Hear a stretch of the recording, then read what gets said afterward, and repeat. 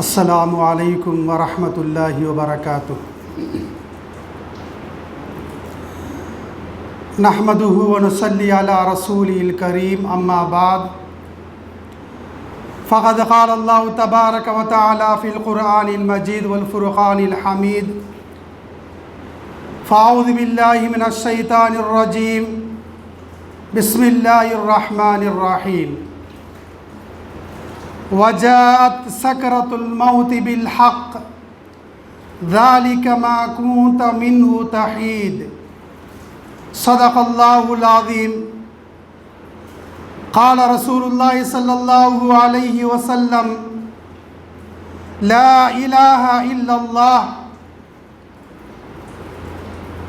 इन्ना लिल मौति सकरात औ कमा क़ाल नबी सल्लल्लाहु अलैहि वसल्लम।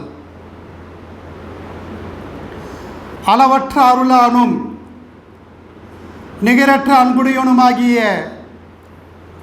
எல்லாம் வல்ல அல்லாஹ்வுக்கே அனைத்து புகழும்.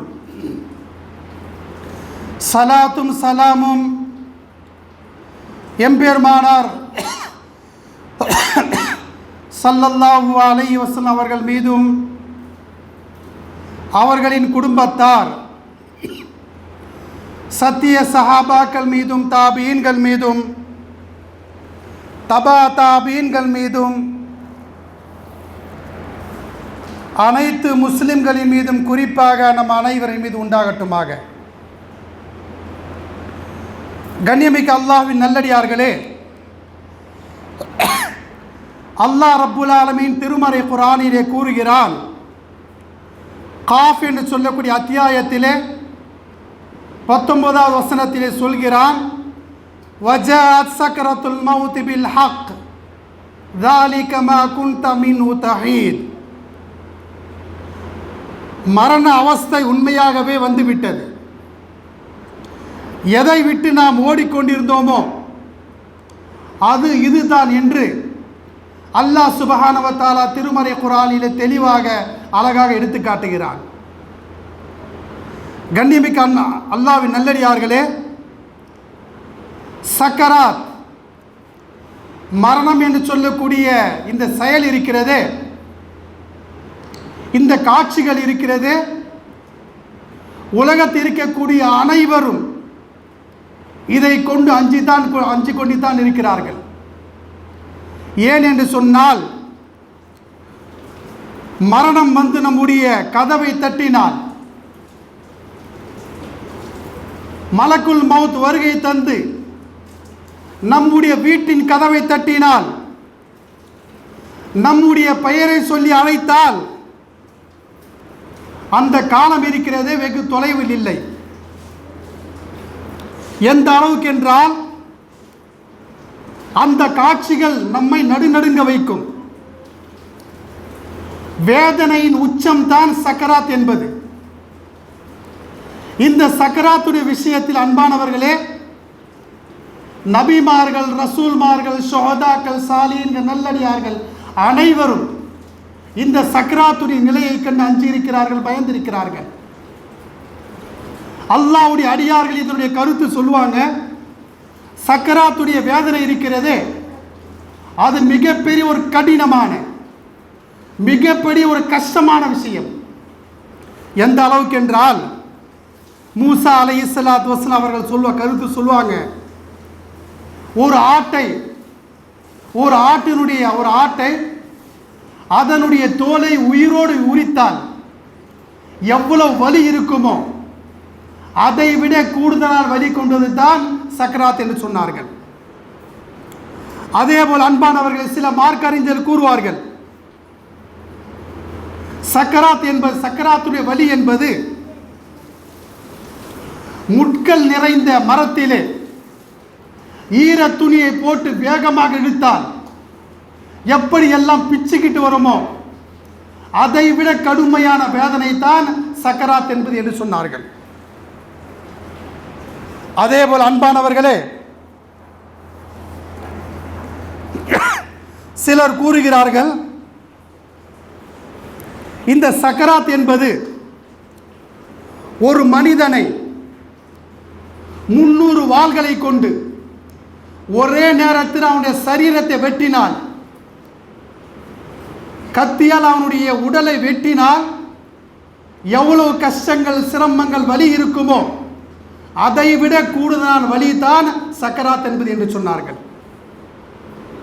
அன்பார்கள், எந்த அளவுக்கு என்று சொன்னால், நபிகள் நாயகம் ஸல்லல்லாஹு அலைஹி வஸல்லம் அவர்கள் அவருடைய சக்கராத் ஒரு நாள் அல்ல, 2 நாள் அல்ல, கிட்டத்தட்ட 3 நாள் தொடர்ச்சியாக இருந்தது. இந்த 3 நாட்களிலே அவர்கள் சொல்வார்கள், லா இலாஹா இல்லல்லாஹ் இன்ன லில் மௌதி சக்கராத். அல்லாஹ்வை தவிர வேறு இறைவன் இல்லை, நிச்சயமாக இந்த சக்கராத் இருக்கின்றது மிகவும் அவஸ்தை தரக்கூடியதாக இருக்கிறது என்று அல்லாஹ்வின் தூதர் ஸல்லல்லாஹு அலைஹி வஸல்லம் அவர்கள் கடைசி நேரத்தில் சொல்லிக் கொண்டிருந்தார்கள். எந்த அளவுக்கு என்றால், ஆயிஷா ரலியல்லாஹு தஆலா அன்ஹா அவர்கள் சொன்னார்கள், நான் அல்லாஹ்வின் தூதர் ஸல்லல்லாஹு அலைஹி வஸல்லம் மரணத்தை அதாவது சக்கராத்தை பார்த்து நான் அறிந்து கொண்டேன், இந்த வலியிலிருந்து உலகத்திலே வேறு யாரும் தப்பிக்க முடியாது என்று. அன்பானவர்களே, அப்பேற்பட்ட ஒரு காட்சி தான், அப்பேற்பட்ட ஒரு நிலை தான் சக்கராத் என்பது. மேலும் பாருங்க, அமர் இப்னு ஆஸ் ரலியல்லாஹு அன்ஹு அவர் அறிவிக்கிறாங்க, சக்கராத்துடைய நிலை என்பது எப்படி இருக்கும் என்றால், ஒரு மனிதனை படுக்க வைத்து அவருடைய நெஞ்சின் மீது பெரிய பாறாங்கல் வைத்து அவருடைய உடலை ஒரு ஊசியின் ஓட்டையிலே நுழைத்தெடுத்தால் எவ்வளவு வலிக்குமோ அதை விட கூடுதலான வலி கொண்டது தான் இந்த சக்கராத் என்று சொன்னார்கள். அன்பானவர்களே, இந்த சக்கராத்துடைய நிலை இருக்கிறது மிகவும் கடுமையானது, மிகவும் வேதனை தரக்கூடியது. அதிலிருந்து நாம் தப்பிப்பதற்காக ஒவ்வொருவரும் நாம் முயற்சி செய்ய வேண்டும். அதற்காக இஸ்லாம் என்ன வழிகாட்டுகிறது என்பதை நாம் அதை முறையாக ஃபாலோ பண்ண வேண்டும் சகோதரர்கள். அது மட்டுமல்ல அன்பானவர்கள், எது அளவுக்கு என்றால், ஒரு மனிதனுடைய உயிர் தொண்டை குழிக்கு வந்துவிட்டால் அவருடைய பாவ மன்னிப்பு, அவருடைய தௌபா, அவருடைய பாவ மன்னிப்பு, அவருடைய தௌபாவுடைய கதவுகள் அடைக்கப்படுகின்றன. சக்கராத்துடைய நிலை வந்துவிட்டால் அவருடைய அமல்கள் நிப்பாட்டப்படுகின்றன, அவருடைய தௌபாவுடைய கதவுகள் அடைக்கப்படுகின்றன. அவர் எவ்வளவு தான் அதற்கு பிறகு ஈமான் கொண்டாலும் அந்த ஈமான் ஏற்றுக்கொள்ளப்படாது. எந்த அளவுக்கு என்று சொன்னால் சகோதரரை சிந்தித்து பாருங்க, மூசா அலைஹிஸ்ஸலாத்து வஸலாம் அவருடைய காலத்திலே ஃபிரௌன் என்று சொல்லக்கூடிய கொடியவன், அவனுடைய பெயர் காபூஸ் இப்னு வலீத் என்று. ஃபிரௌனுடைய பெயர் என்ன தெரியுமா? காபூஸ் இப்னு வலீத். ஃபிரௌன் என்பது வம்சாவளியுடைய பெயர். இவன் மிகப்பெரிய ஒரு கொடூர ஆட்சி செய்தான். அவன் இந்த உலகத்திலே 600 ஆண்டுகள் வாழ்ந்தான். இந்த ஃபிரௌன் இருக்கான் இல்லையா, இந்த உலகத்திலே 600 ஆண்டுகள் வாழ்ந்தான். அதிலே 400 ஆண்டுகள் ஆட்சி செய்தார். இந்த ஆட்சி செய்யும் போது அவனுடைய சிலையை அவனே வடித்து மக்களுக்கு சொன்னான், என்னுடைய சிலையை தான் நீங்கள் வணங்க வேண்டும், நான் தான் ரப், ஆனா ரப்புக்கும் லாலா, கடவுளுக்கெல்லாம் பெரிய கடவுள் நான் தான் என்று சொன்னான். அப்படிப்பட்ட ஒரு அநியாயம், அப்படிப்பட்ட ஒரு அக்கிரம் செய்தவன் தான் ஃபிரௌன். அது மட்டுமல்ல அன்பானவர்களே,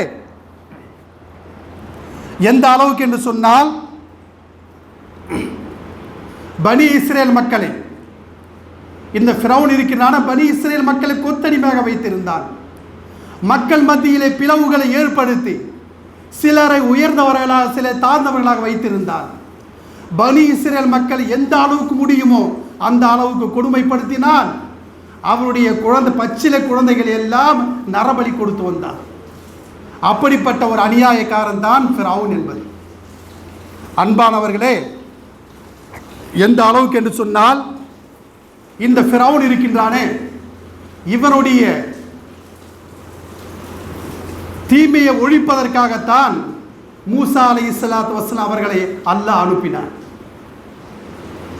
மூசா நபி வந்தார்கள், அந்த மக்களை அழைத்து கொண்டு நைல் நதியை பார் செய்கிறார்கள். இதைத்தான் அல்லாஹ் சுப்ஹானஹு வ தஆலா திருமறை குர்ஆனிலே கூறுகிறான், வஜாவஸ்னா பிபனி இஸ்ராயீல் அல்பார் ஃபஅத்பஅஹும் ஃபிர்அவுன் வ ஜுனூதுஹு பக்யன் வ அத்வா. அதாவது அல்லாஹ் கூறுகிறான், யூனுஸ் என்று சொல்லக்கூடிய அத்தியாயத்திலே 90வது வசனம், நாம் பனி இஸ்ரேல் மக்களை கடல் கடக்க செய்தோம், அவர்கள் கடல் கடந்து சென்றார்கள்.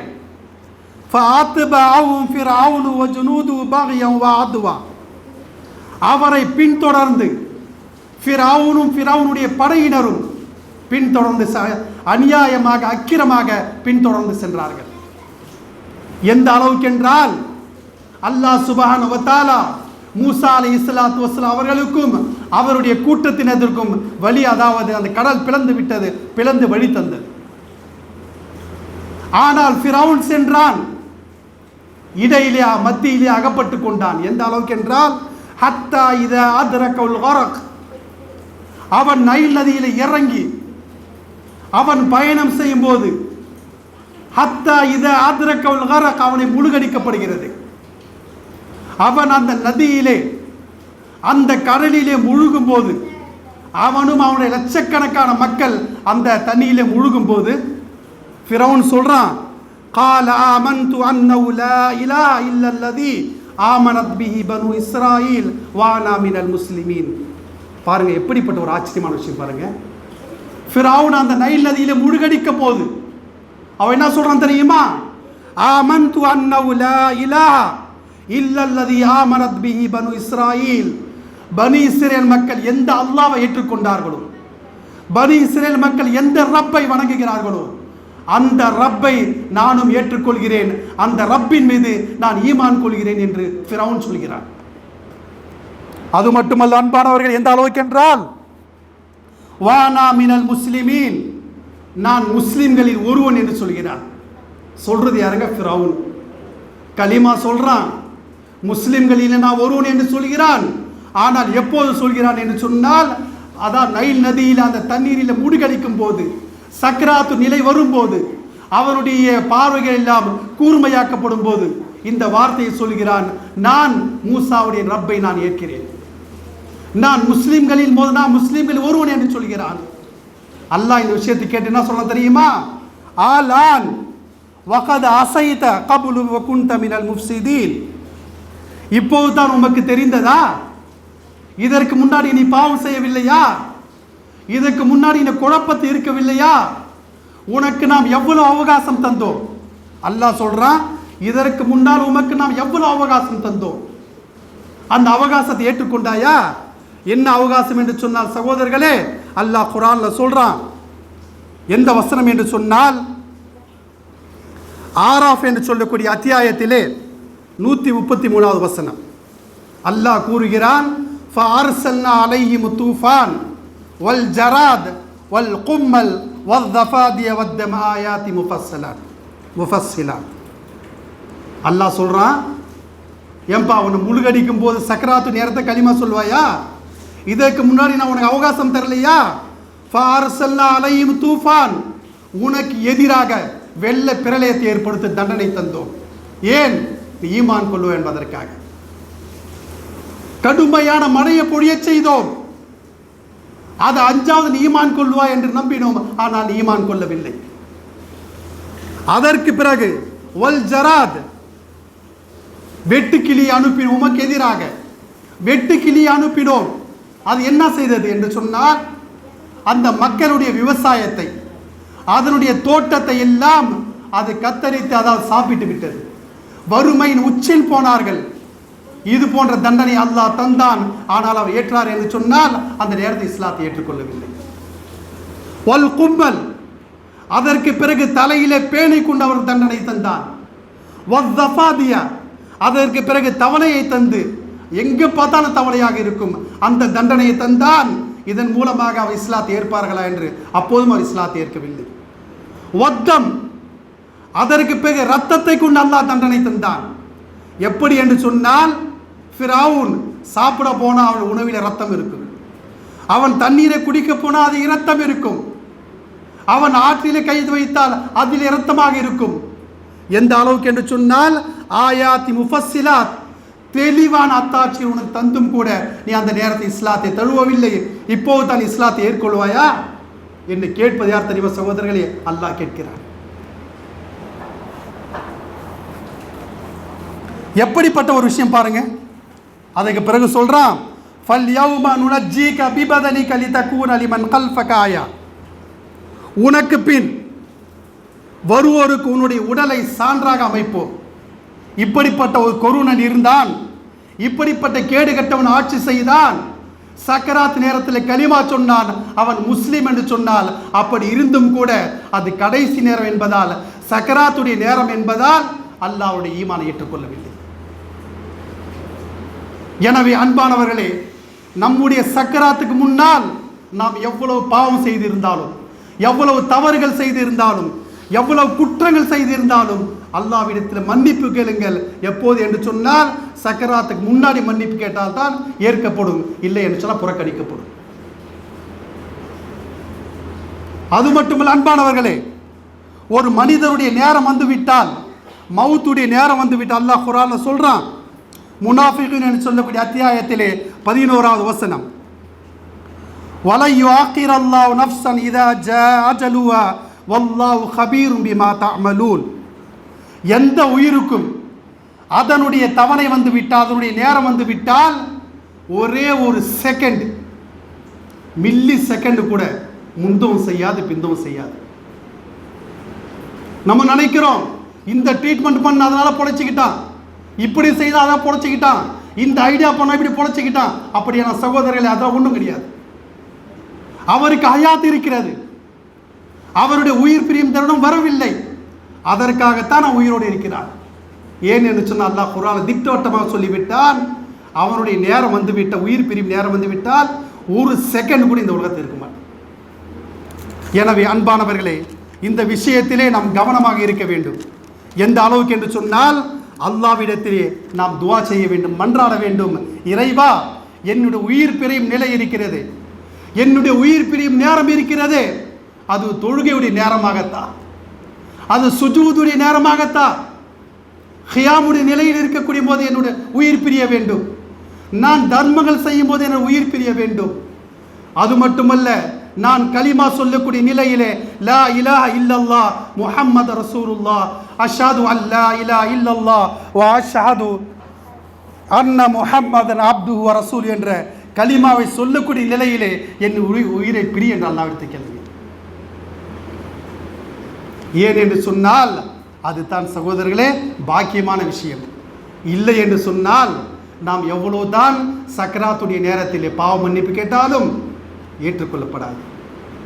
நம்முடைய தௌபாவுடைய கதவுகள் அடைக்கப்பட்டு விடும், அப்போது நான் எதுவும் செய்ய முடியாது.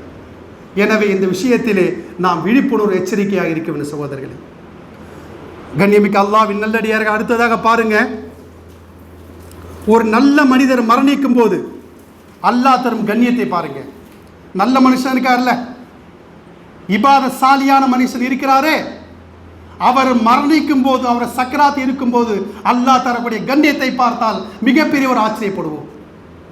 எப்படிப்பட்ட ஆச்சரியம் என்று சொன்ன சகோதரர்களே, ஒரு முஸ்லிம் மரணிக்கும் போது அவர் இடத்திலே அருள் சுமந்த வானவர்கள் வருவார்கள். அவர் எடுத்த அருள் சுமந்த வானவர் வருவார்கள்.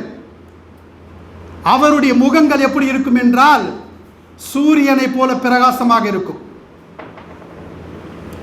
சொர்க்கத்துடைய ஆடைகளை கொண்டு வருவாங்க, சொர்க்கத்துடைய நறுமணத்தை கொண்டு வருவாங்க. யாருடைய உயிர் பிரிகிறதோ அந்த மனுஷன் உட்காருவாங்க.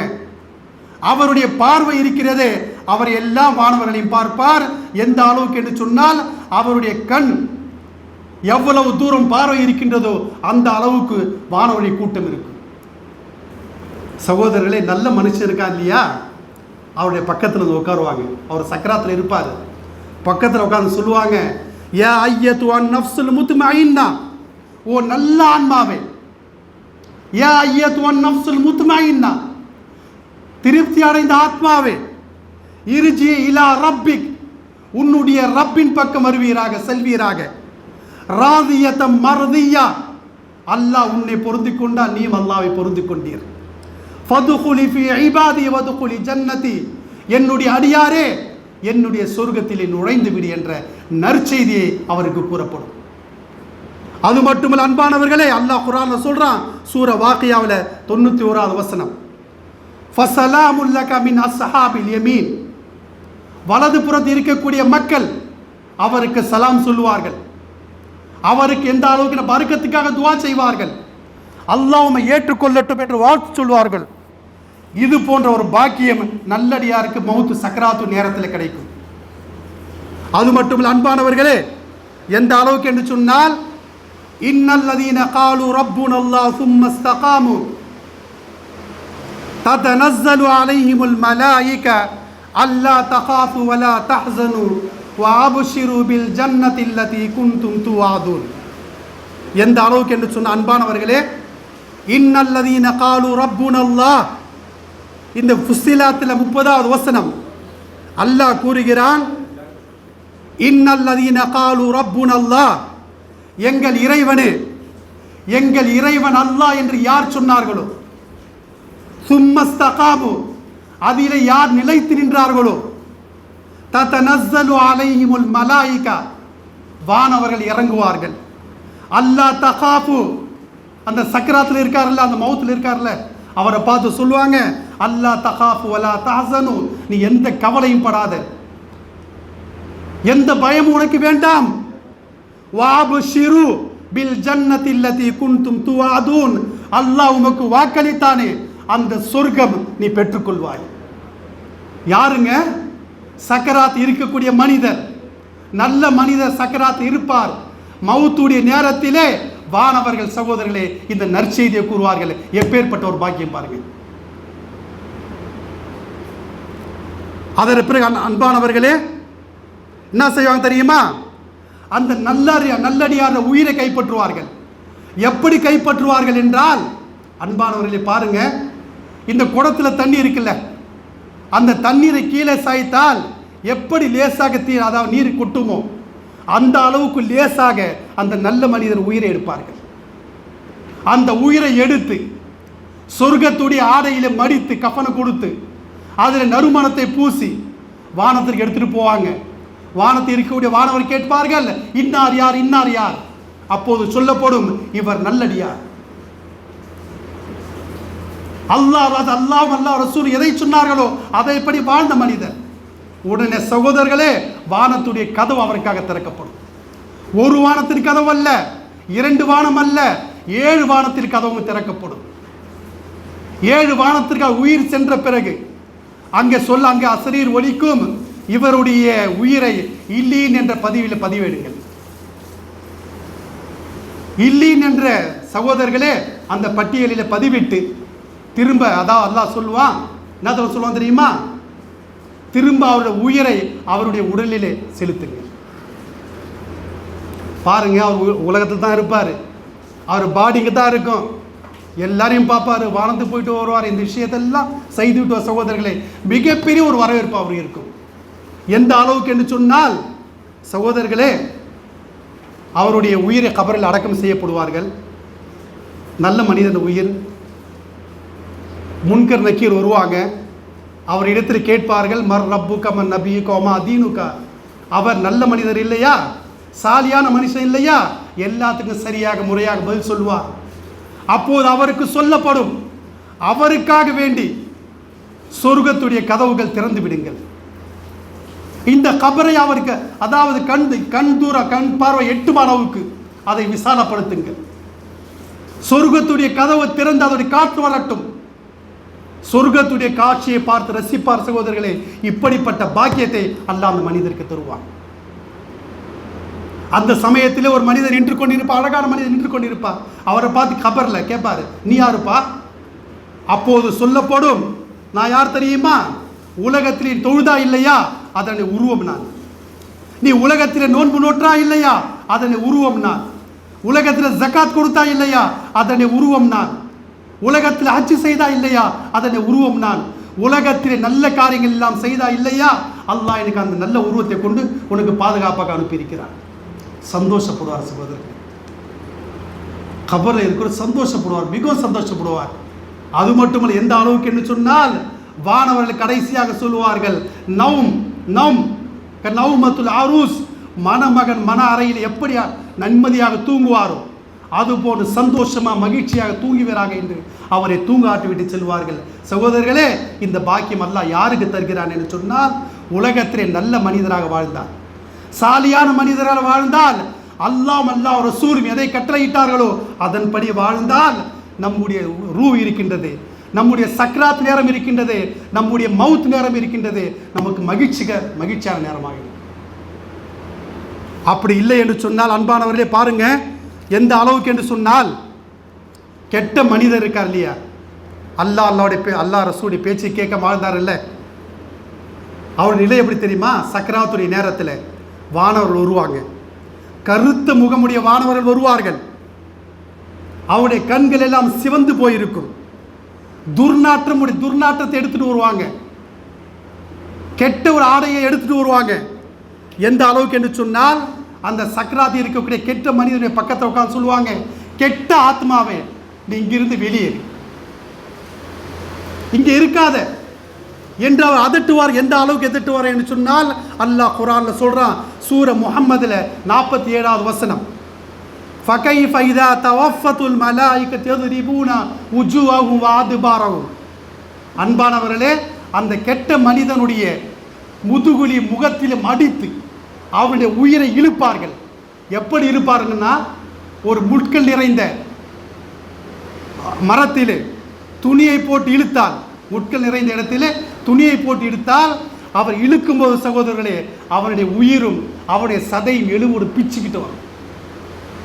அப்படிப்பட்ட காட்சிகள். சகோதரருடைய உயிரை எடுத்துக்கொண்டு முதல் வானத்துக்கு போவாங்க, முதல் வானத்தை அவருக்காக கதவு திறக்கப்படாது. அவங்க சொல்லுவாங்க, இந்த கெட்ட ஆத்மா, இந்த கெட்ட நாட்டத்தை இங்கே கொண்டு வராது, இங்கே எடுத்துட்டு போ. சகோதரர்களே, 7 வானங்கள் அவனுக்காக திறக்கப்படாது. திரும்ப பூமிக்கு வருவான், அந்த உயிரை எடுத்துட்டு வருவாங்க.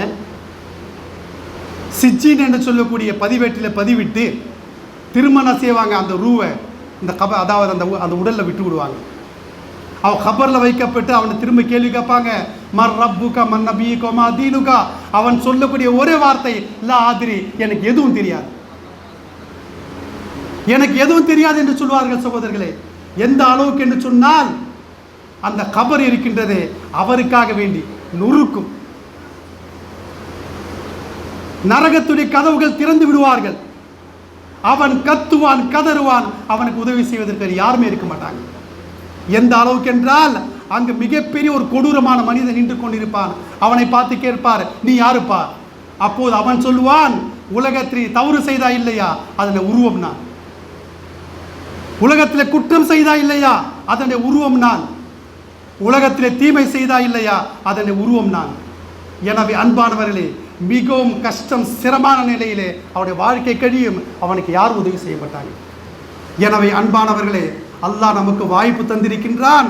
சக்கராத்துக்கு முன்னாடி, மவுத்துக்கு முன்னாடி அல்லாஹ்விடத்தில் பாவ மன்னிப்பு கேளுங்கள். எவ்வளோ அமல் செய்யணும் அமல் செய்யுங்கள். அமல் செய்தால்தான் நம்முடைய அமல் நமக்கு கிடைக்கும். எனவே அன்பானவர்களே, அமலை சரியாக முறையாக செய்து அல்லாஹ்வுடைய பாக்கியத்தை பெறக்கூடிய பாக்கியத்தை அல்லாஹ் உமக்கும் எனக்கும் அனைத்து முஸ்லீம்களுக்கும் தௌஃபீக் தந்துள்வாராக வேண்டி என் உரையை நிறைவு செய்கிறேன். வாக்ரு தாவனானில் அல்ஹம்துலில்லாஹி ரப்பில் ஆலமீன்.